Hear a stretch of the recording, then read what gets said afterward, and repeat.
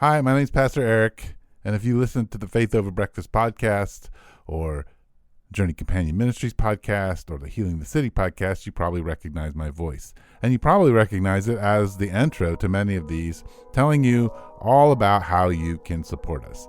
We just want to say thanks for supporting us. Hope that you'll continue. Enjoy the podcast.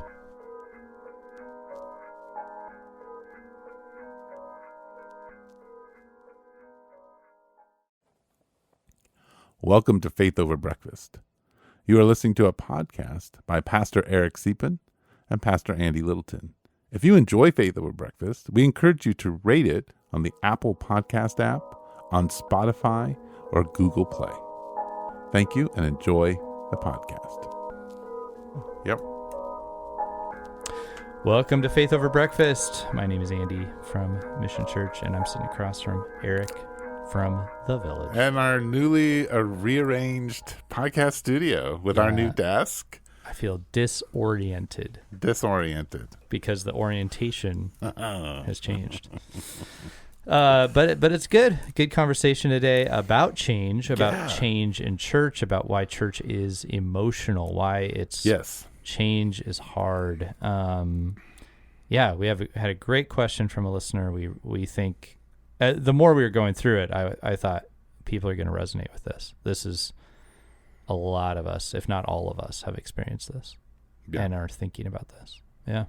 Yeah, I'm pretty excited, and I mean, we say it at the end of the podcast, but I'll reiterate at the beginning in case you don't listen all the way through, and that is send us your questions, and we will answer them in the order that we get them, and we'll probably dedicate an entire podcast to trying to answer the question as best we can. So do that. The other thing is, the more that you help us by subscribing $10, $5, and $3 a month, that would be great in helping support the podcast, helping maybe get Corey to start editing our podcast. Oh, okay. Hopefully, if we can help pay for that a little bit.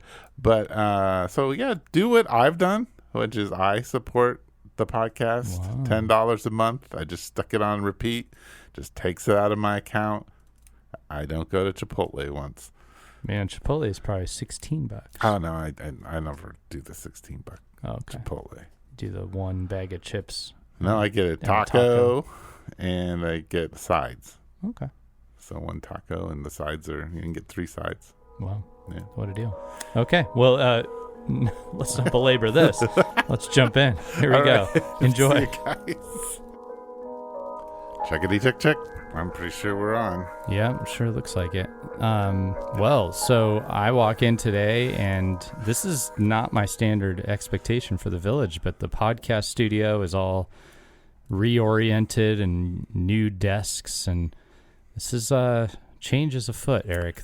Change is afoot. Sometimes it's rare for a church to change, especially one like the Village, which is you know what you're going to get at the Village. It's like the restaurant you go to where, so the Crying Onion up on the northwest side of town, the best sweet potato pancakes. It was the home fries were just right. My family would go there all the time. We would take my daughter. There was there's wallpaper and cheesy rooster decorations, all your classic little breakfast diner stuff, and the waitresses, you knew who was going to be there, and one of them would take Abby, my little girl, back into the kitchen when she was little and get her a strawberry with a little whipped cream on it, and it was just so great. And one day you walk in and they redecorated. Oh no.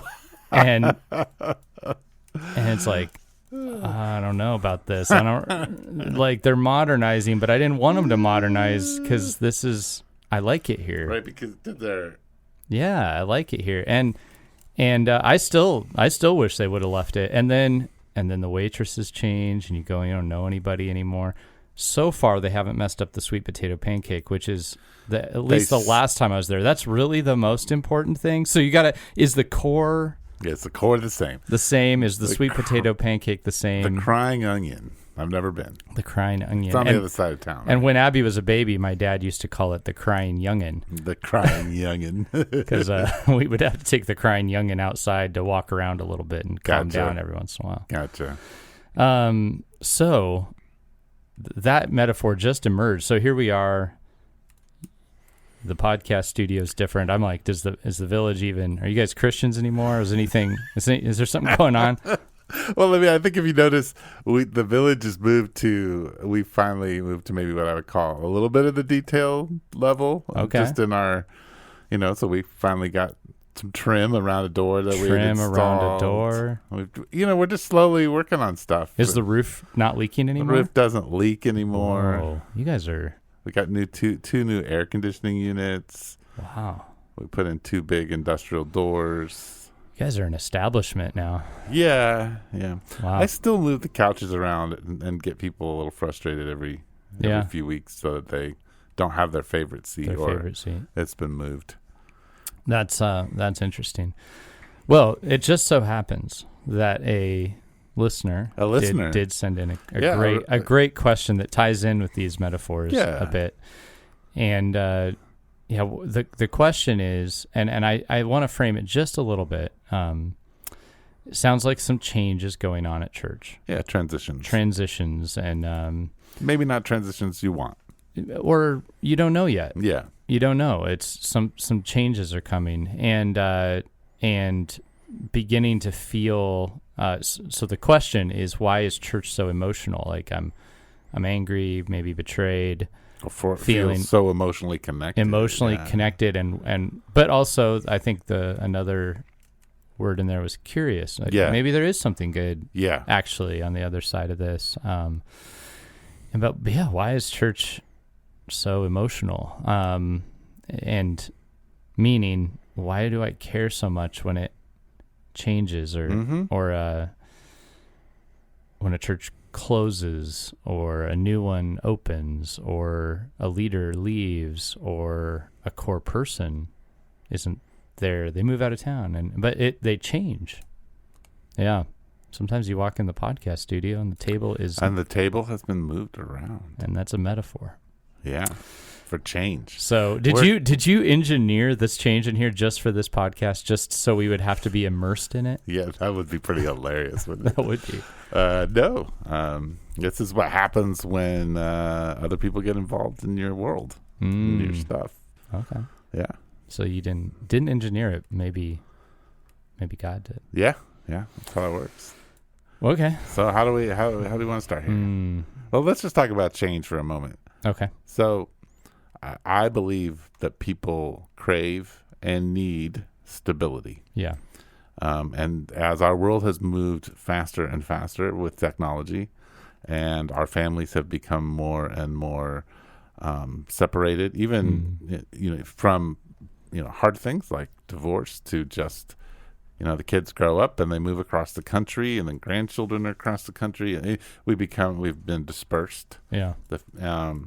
Our world moves so fast, and so we're doing more things. So we really crave stability.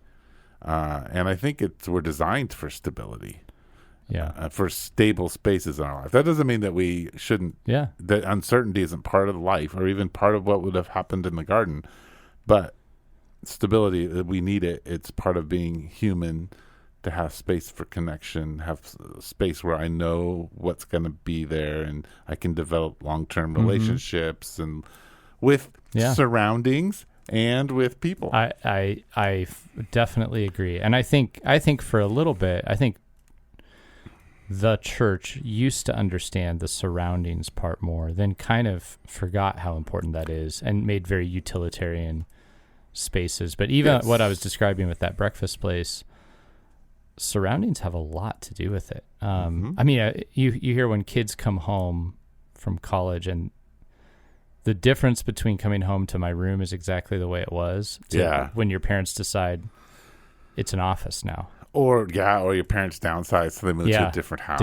And they've been at the house for 20 years, but it's not your house. And I've heard it's rare that a kid's like, I like that. Yeah, no, it's not. It's not something that... Even adult kids. Yeah, but this isn't something that is just the modern era. During the times when when people are really moving into monasteries and things like that, it was the monks in particular, if they didn't like something, they'd leave and go to another monastery. And I think it was St. Francis who developed the vow of stability. Oh, yeah. And, that you're going to stay in this monastery and in this cluster of people and be committed to them, because you don't learn to grow in Jesus and in maturity of any kind unless you are with the same people for a while, working through. So the fast forward, to the question, I think as a church planter, my thing was particularly in Tucson, but in general, I think a church represents stability. Yeah. And young people, in particular, when we were planting church, are desperate for stability in our culture, and people still are desperate for stability. I remember you talking about this as a reason why, actually, at least in our context, owning property might be more strategic than you think, because there's a big movement to. Yeah. It's a hassle to own property, and it can be a distraction. It can it can absolutely.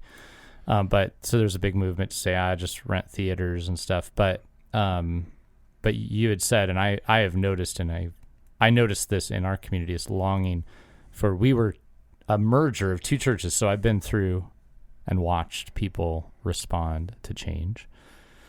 And when we got a building that was ours, there was this deep longing for that and sigh of relief. Like, maybe we're done moving. That's a lot of work, but I think also, like, this could be a dependable place. Right. It's a place you point to, and it's a place that you can put your own energy and time into. And you, I think everything, to the stuff on the walls and the type of chairs, and you want it to feel like home. Yeah. Like this is a place where I know how it works, how it feels, and I can know that when I come back, it'll feel that way. Right. And so church offers us stability. So when you ask the question, why is it so emotional in any way, stability, if you found it in a community and then the stability is disrupted in any major form, you know, we're still in the same podcast room. The table's been rotated. Right. The stability's still here. It's just a little change. Yeah. Which actually helps us get a little accustomed to change. Well, there's something about, I was going to say, on the other side of our longing for stability, I think we also have longings for change. Yeah. And I don't think it's a one or the other. Like, we know that if churches don't change, right, that can be stifling and frustrating. And sometimes people in probably the same age range as our question asker, right, might have just as much of an issue with that. Yeah. Potentially. Well, and I think most people are less concerned, say, about the change of environment in their little space, or maybe even we used to do this kind of music and now we do that kind of music, or we used to do this. It's the squeak, man. It's part of the podcast. Is it? I'm just trying to get a little more comfortable. I need to oil that or something. Speaking of change. Yeah, speaking of change. But I think it's the change where people change, where the whole system changes. Yeah. You know, they say that, like, if you bring a pastor from the outside, it takes like 3 to 5 years for that person, for everyone to feel like he's part of the community. Yeah.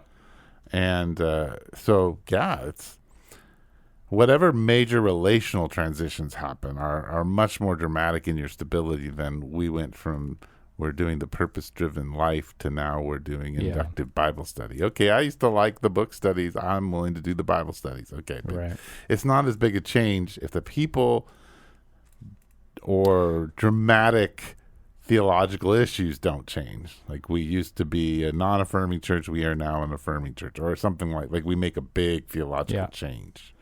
And those are very hard. And sometimes people, as they wrestle with those changes, are actually wrestling more with the people and places than... I have a feeling there are a lot of people in churches where they're like, I don't really agree anymore, but I don't want to leave this stability. Mm-hmm. Or vice versa. Yeah. Yeah, it's so interesting. I mean, some of it is inevitable. Another thing I was thinking about scenarios. So having been a church plant that moved, let's see, we moved 1, 2, 3 times in a couple years, or a few years. Yeah, we moved a total of 4. Yeah.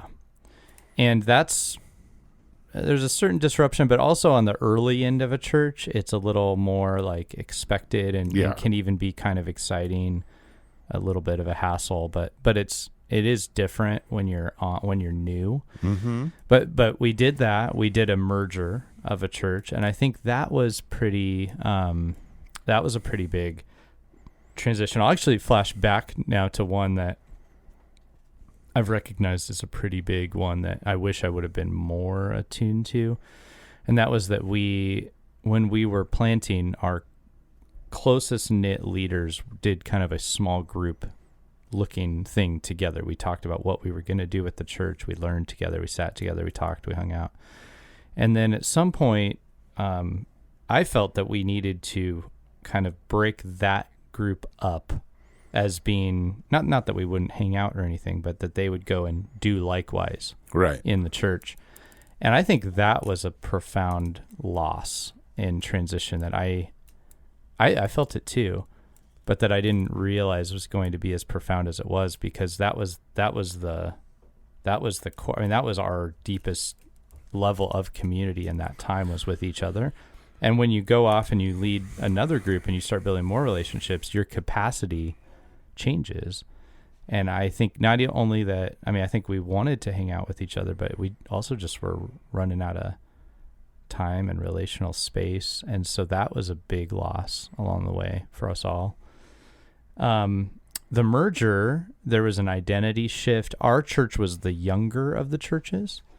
And oh, you mean not in makeup, but in actual age of church. In how long we'd been around. Yeah. So Epicenter, the church we merged with, I think there's a lot more grieving of the loss, because both of our churches' identity shifted. The practice looked different. Everything felt different. I would say, like, yes, the monastery church met the hip and cool church, and together they formed Mission. Yeah. I mean, you guys were very practice-oriented, theologically minded, kind of like you were still meeting a younger generation, but it was definitely a different ethos. A lot slower and quieter. Yeah, a lot slower and quieter. That would be an easy definition. And Epicenter was fast and loud. Yeah. That's the oversimplification version, but yeah. But there was a longing in our church to be more active and doing things, but we felt like we didn't have the people to do it. And with Epicenter, I think there was the longing for more stability, really. Mm-hmm.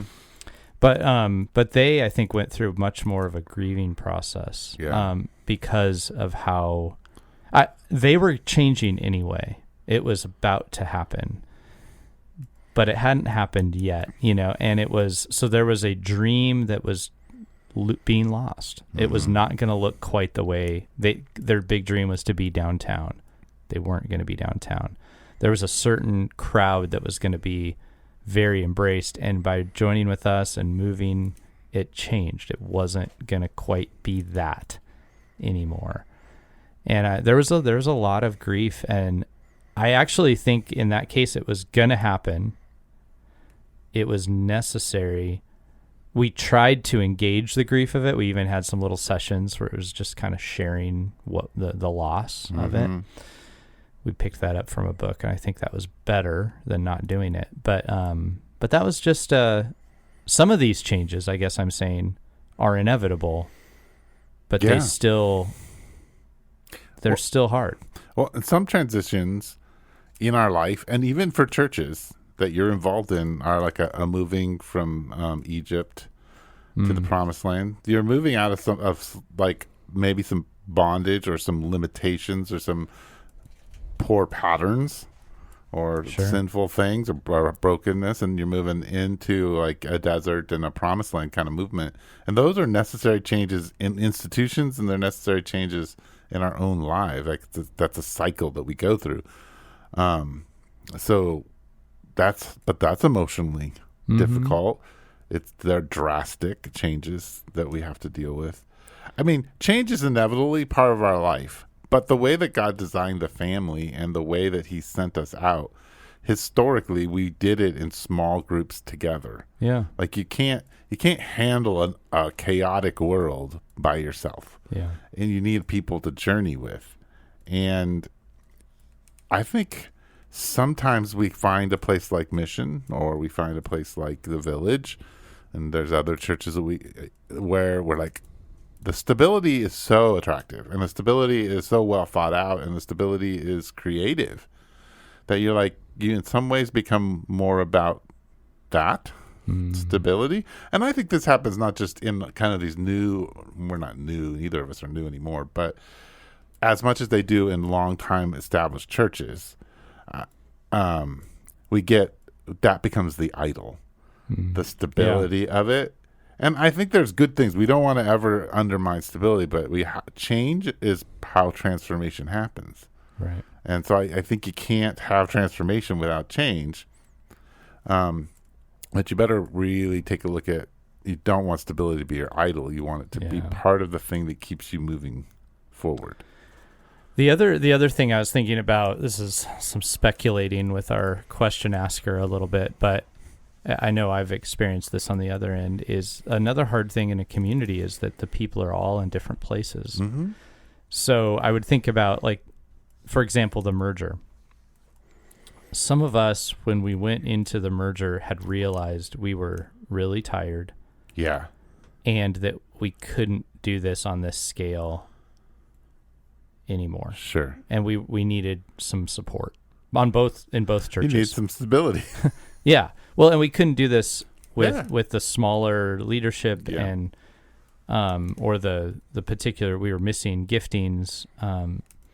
And so there was this sense within some of us that something must change, really. It was like, it either needs to change or else we need to wave the white flag. Yeah.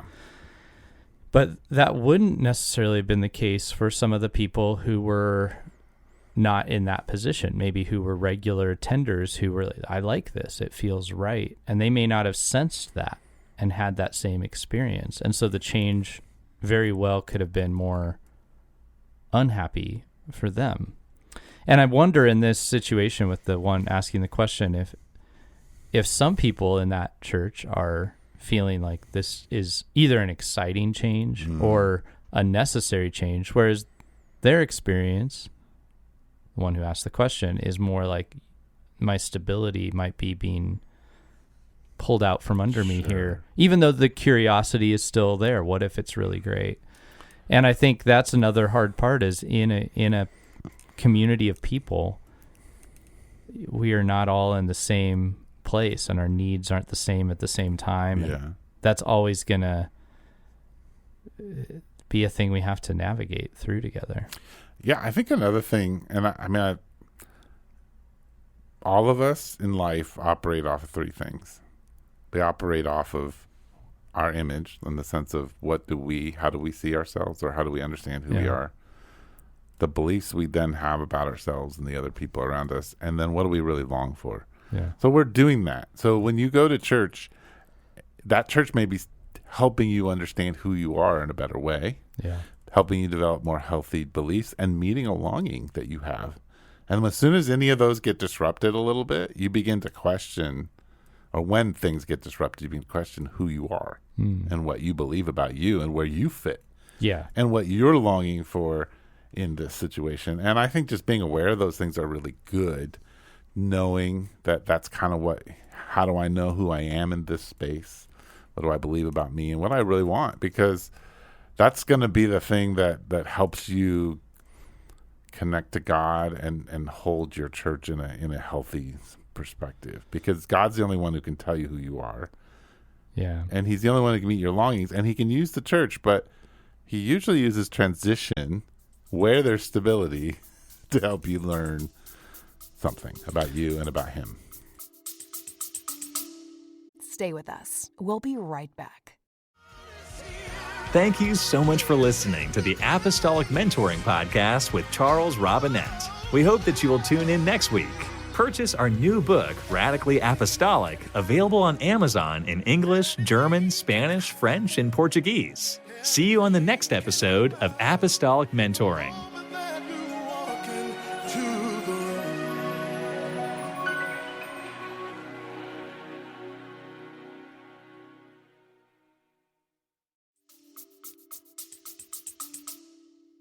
So a couple of things are coming to mind. One is I'm thinking of kind of participants in churches. I don't like this language necessarily because I think we're all members of the body of Christ, but Yes. some have more leadership responsibilities. So Yeah.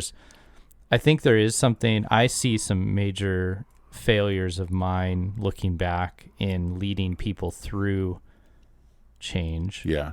Some of it, I don't know if I could have figured it all out Right. if I'd tried. Well, because you learned by doing it and not Yeah. doing it well. And also you just can't foresee all the ways people will feel. No, you can't. If I could, oh my, That might be hard. I don't even know if I could handle all that information. But there is something on leaders when you go into change, and then there's something on the people that some responsibility both can take. So I'm curious about that. And then the other thing that is coming to mind as you were saying what you were just saying is, what do you think, what should you be looking for when you say, in a healthy way? What are some of the things you should be looking out for if I'm experiencing this or going here in my mind? Maybe there's something going on within me that I need to address first. Like how do you know you're in a healthy place when a change hits you? What are the signs that you're just experiencing normal sadness about change, or that there's something kind of off kilter? Yeah. Well, I mean, I think the question when I walk into leadership, like when I walk into a place where I'm being led into something, like, because it sounds like our listeners being led into some kind of transition. Yeah, not maybe more led into it than leading it or participating. Yeah, that person didn't choose it. So yeah, I think a couple of things I ask is not, do I agree with my leaders, but do I trust my leaders? Do I trust them? Are they here for themselves, or are they really trying to seek God? Because I can disagree. I mean, I'm talking about not on like, the Trinity or is Jesus God, but like direction. What are the parents where are the parents taking us? Are they, because I think we need to be very careful to like how following people we don't feel are trustworthy. Like it's dangerous. So we need to make sure that like, hey, these are trustworthy people, and I will submit to them even if I don't agree. Yeah. And see what God's going to do. So that's one thing. It's just, is it a trustworthy space that I can, trust the leaders? I think the other thing is God is always calling me both to transform internally, but also he wants me to care for the people around me. So the question I have to ask when I go to church is not, what am I getting out of this and what is this doing for me? But how might I intentionally move into the lives of the people around me and encourage them? Yeah. Because that's the main part. When we come together and why we assemble is to encourage each other to keep our eyes on Jesus so that we can walk into the world and bring the kingdom of God to bear. Mm-hmm. I mean, I think sometimes, and where stability, just to go on a rabbit trail, where stability has been undermined is when we've started to say, well, church itself, like the assembling together, the gathered church, is where we're somehow going to be evangelistic. Its primary goal is that. Yeah. It is, if you're a non-Christian and you come in, the goal is that you understand what's going on here and can meet Jesus there. But the objective is that we come together and be challenged and encouraged to follow Jesus and to bring Jesus to the outside world. And so, yeah, I mean, if your job is to be part of that mission together. So who is God calling you to encourage when you get there in the midst of this transition? Who's struggling with it and doesn't know what to do, and you can sit next to them and listen and pray for them? Like, what is God calling you to in this change? Yeah. So I think that's, and sometimes change in churches, to be honest, even when you say, hey, the leaders are trustworthy, but this isn't the direction I can go. Yeah. you have to, you can't just leave. You have to decide, like, okay, I'm going to walk into this community with that doubt and let people know where I'm at and have them speak into that. Yeah. And then if the community's like, yeah, maybe it isn't your journey. Yeah. Then you have permission, I think, if the Holy Spirit gives you peace to kind of go, okay, I need to go somewhere else. Yeah. But don't do it without walking into vulnerability and saying, hey, this is where I'm at and this is what I'm wrestling with. I don't really think that answered your question because I kind of went off on stuff. No, it's fine. No, I mean, there's some really good stuff there. I like that. Yeah. What would be some signals that this transition is actually exposing something else in me? Like, what if you're feeling X? Beware. Yeah. Oh, you're needing to be. It's not about the church itself, but it's you. I asked two sides of it. Yeah. So I that one's the one that I always think is good to kind of process, because I think God is always inviting us to transform. Yeah. And so if I'm disrupted in my emotions at any level, and she used the word emotional, then they are signals that, hey, there is something going on in me. Yeah. And that God's inviting me into. Maybe I have some misplaced demands on this church, that it meet me in a certain way, or that my world be all together and stable in these areas. Like, what kinds of demands do I have? Because that's usually what's going on if you're emotional about stuff, or if it's transformation. Like, how do I deal with loss? I'm being confronted. There's a loss here, and God wants me to learn to grieve. Yeah. And that's, so it's just really asking your emotions questions. Emotions are the thing that kind of then move us towards faith and towards. So let's play out a couple. One would be, you just want to leave before it happens. You see the change coming. You're like, I just want to get out of here. Yeah. You're a runner. Well, I mean, lots of us are. You're like, I'm tapping out.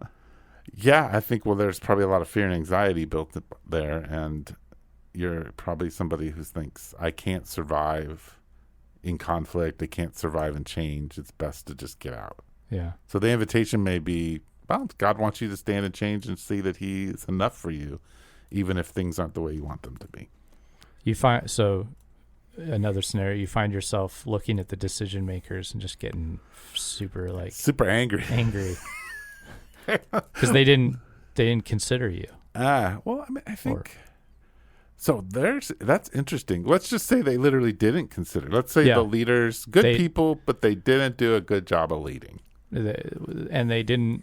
And you could assume all kinds of good things. Like, they didn't know where you were at all in this. Like, they even thought you'd like it. Yeah, but they didn't ask you.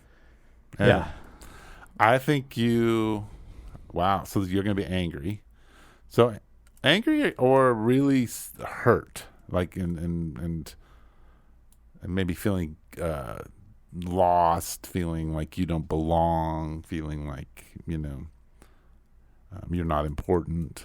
So just unseen. I think either one of those, if you want to just go through what I was talking about, like, the image you have of yourself, if you're angry, was that you deserve stuff. Yeah. If you're unseen, it's like you don't have any value. So there's your image and your beliefs. I think your longing part of you is like, okay, well, what do you want? What do you want from these leaders? Yeah. What do you really long for? And hey, part of being vulnerable is going and saying, this is what I long for. I would have liked it if you'd asked me what I thought about it. Yeah. So some of it's like trusting that God is calling you to be okay with who you are and okay with the decisions of the leaders, but going and making your needs known. What if you are more in the place where you're like, this always happens. It's always happens. and there's just no, because I'm a Gen Xer, hope whatever. For me. It's the change always comes, and it's never gonna be good. It's never good. You're an Eeyore of the church. Yeah. Oh, I like Eeyore. I do too. Yeah. He resonates with me. It's just just how it is. Oh man, I don't have a lot of words for that one. Yeah, I think. Well, this is the thing. Like, I think the listener's talking about an emotional thing, and partly the way we don't. I mean, if it's emotional and it's transition, and you're invested, and you're like, fine, I'm out. In a sense, it's kind of like the runner, but I'll be present, but not present. That exactly. That's what I'm talking about. Like the runner's just gone off to the next thing. Yeah. This version would be, I'll be here but checked out because this is just how it always goes, and it's never going to probably be any better. And they're present there but not present. That's exactly right. Well, I mean, I always think things like this is when you decide okay. Because God's drawn the boundaries for me, this is where I'm at until he tells me I can go. So I'm going to take ownership. In every single one of these, the call to the individual in the church is take ownership. Take ownership for yourself. Take ownership for this community. Forget about you meeting your needs, and go live a life of ministry, trusting that God will fill up your needs. Yeah. So go to that community and care for those leaders. Do more than you normally do, not in like a behavioral sense, but really be a lover and an encourager of the people. And then you may find very quickly that God changes your heart, opens your eyes to what's really happening, gives you places for voice that you didn't have before. Yeah. I think a lot of times we are passive participants in our community, and we enjoy what it offers. Yeah. And I think God calls us to be intentionally active participants and to bring our gifts, because we all have the Holy Spirit. We are all temples of the living God. We bring the Spirit in our particular way to the community, and it's needed. I have been thinking on this a lot lately, and just really more and more convicted that the whole, like, we need one another. The quote unquote leaders, the 2 or 3 people, cannot pull this off, nor was it ever designed to work that way. That's just really important that and I have been thinking that I need to learn how to communicate that. I'm afraid I'm going to put a guilt trip on people or put pressure on them. But you're right that the person, usually if a person is like, they're struggling with a change, so are a lot of other people. And so if you get in there, I fully agree with you. You'll probably learn a lot that you didn't understand. Maybe you'll go, ooh, it's worse than I thought. Or you'll go, oh, yeah. On the day-to-day, this is a lot different than I realized. And so you'll have deeper insight, and you'll find yourself investing in people. And so often, Eric, I hear people who deeply long to be invested in, and I will think, and I'm learning to say, you're not alone, but also you'll be surprised what would happen if you started in offering what you long for. Mm-hmm. If you started giving what you long for, because I really do think there's a demonic, like, evil voice that just says, hey, they don't care about you, so just stay home, and or don't pick up the phone, or don't, because they don't really care about you. And meanwhile, that same voice is going on in all these other people's heads. And when you move against that and follow Jesus into relationship with people, you will kind of awaken what God is doing, and you'll find the thing you're looking for often. But you want to do it for others. Do unto others, it turns out, right? As you wish that they would do for you. Yeah. Well, Pastor Rod's famous statement that he used to say all the time at the Village, which was, I want friends, be a friend. Yeah. Don't wait for someone to be your friend, go be theirs. Yes. So take the actions of a friend, which is very, Old Testament. How do we know God loved us? By his actions. Yeah. How do you love? By your actions. Well, what you do. It's Old Testament if that's how you. Well, I mean, just principle of who God is. Yeah. And what love looks like. Exactly, and that stuff doesn't go away under grace. It's just that it doesn't justify us. No. But it still works. Oh yeah. Yeah. Well, yeah, and it's meant for us to think through. I mean, I kind of spaced the thought I had, but when you were talking about just that longing to be friends and have friends, but to be invested in, and this podcast, I can get stuck in talking about generations. And yes, every generation maybe has its own sin patterns and responses to things. But one of the big things that I think just crosses all of us is that there's such an absence of fathers and mothers together. Yeah. So we're so lonely. Yeah. And I a long time ago, there's a book written called Bowling Alone by Putnam. Yeah. It's a very famous book about how we're just not gathering anymore, and it's just decreasing. Bowling clubs, basketball. We're considering doing a movie night of the movie, a public one, a viewing of the movie based on Putnam's Bowling Alone. Oh, cool! I would love to see that. But I was talking to my son, and I said, well, I don't know how, he was playing volleyball, and the volleyball league he's in is really difficult to get into, and they have tons of teams, and they're trying to figure out how to deal with demand. And I said, how can it possibly be that we're decreasing, and yet you got things like this, you just can't, there isn't enough space to get all the people organized in? And he's like, oh, this is just survivor bias. These are the people, these are just all the people who are not lonely, and there's a small group of them. It's not that it's changing. It's just these are the survivors. These are the people who aren't lonely. Yeah. Wow. And I was like, oh, okay. And I think that's true. I think, we're just all really lonely and really isolated. And we don't hang out with our neighbors every evening, sitting on the front porch, chatting about the day, the politics, whatever. We don't know each other. Yeah. We don't know. I don't know why the ambulance pulled into my neighbor's backyard or front yard. Yeah. Because I didn't know he was ever, sick or whatever. Yeah. Yeah. So, I don't know. Church is emotional. Transition is hard. Stability is important. Last thing I'll say is I think church is emotional because we were made for it. And we care.